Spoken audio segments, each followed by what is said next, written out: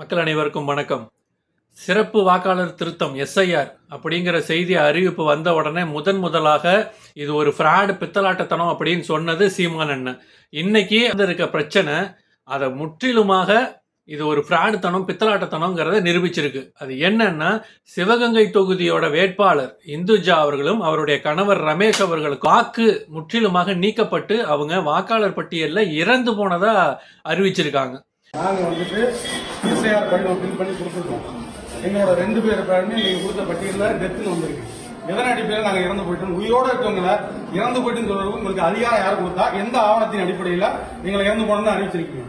இதுல இருந்தே இந்த எஸ்ஐஆர் அப்படிங்கிறது ஒரு முற்றிலுமாக பித்தலாட்டத்தனம். இது மூலியமாக 100% உண்மையான தகவல் கொடுக்க முடியாது அப்படிங்கிறது இங்க நிரூபணமாயிருக்கு.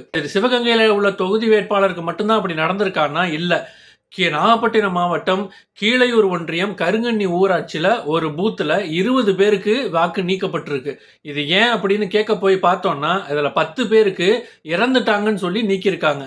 இது என்னடா பித்தலாட்டத்தனமாக இருக்குது, 10 பேர் இங்கே இருக்கான் இறந்துட்டதா போட்டிருக்கேன்னு கேட்க போனால் அந்த படிவம் பூர்த்தி செய்யும் போது சில தகவல் வேணும், அதுக்காக டீடைல்ஸுங்கிறதுக்கு டீன்னு அந்த ஃபார்மில் மேலே எழுதணும் பென்சிலால். அதை நீ அழிக்காம கொடுத்ததால சிஸ்டத்தில் ஏற்றும் போது டிக்கு டெத்துன்னு போட்டுட்டாங்க அப்படின்னு சொல்கிறாங்க. ஏண்டா இதெல்லாம் உங்களுக்கு பித்தலாட்டத்தனமா தெரியலையா?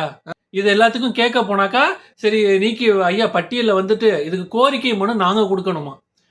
பண்ண தப்பு நீங்கள், சரியாக பதிவு செய்யாதது நீங்கள். இதுக்கு நான் ஏன் கோரிக்கை மனு கொடுக்கணும்? ஐயா அம்மா இதை பேர் இப்படி வந்துருச்சு மாற்றி எழுதி கொடுங்க நான் மனு கொடுக்கணுமா?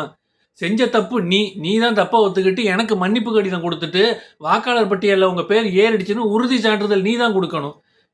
இதெல்லாம் தட்டி கேட்கல அப்படின்னா நாளைய சமுதாயம் நாதியத்து போய் நிற்கிறதுல சந்தேகமே இல்லை.